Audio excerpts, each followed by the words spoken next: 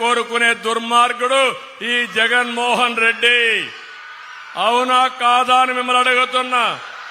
అవునంటే చేతిని చూపించడం అవునని. ఏది దొరికినా ఎక్కడ చూసినా కుంభకోణాలు తప్ప ఏమీ లేవు.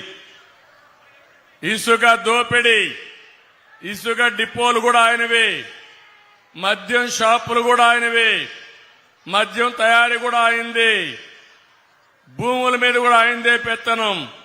ఇదే జరిగితే మనందరం బానిసలుగా బతికే పరిస్థితి వస్తా ఉంది.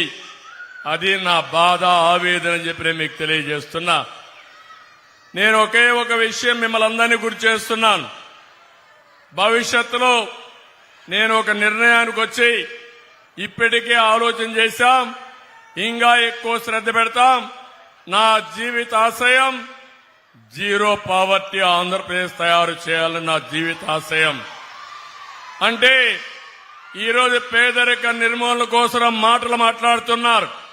మాటల్లో కాదు, చేష్టల్లో చేసి చూపిస్తాను. అది జరుగుతుంది.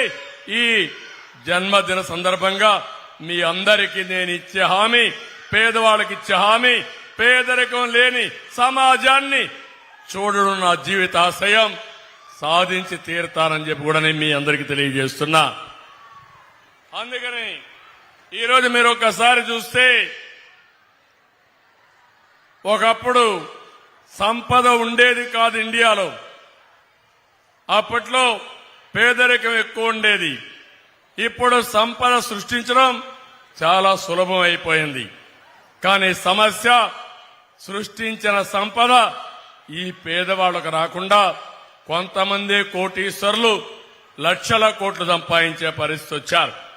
నేను అది కాకుండా అనునిత్యం ఆలోచించి పేదవాళ్ళని ఏ విధంగా పైకి తేవడం, జన్మభూమి లాంటి స్ఫూర్తినివ్వడం, 20% పైనుండే వాళ్ళు కింద నుండే 20% పైకి తీసుకురాగలిగితే అదే నిజ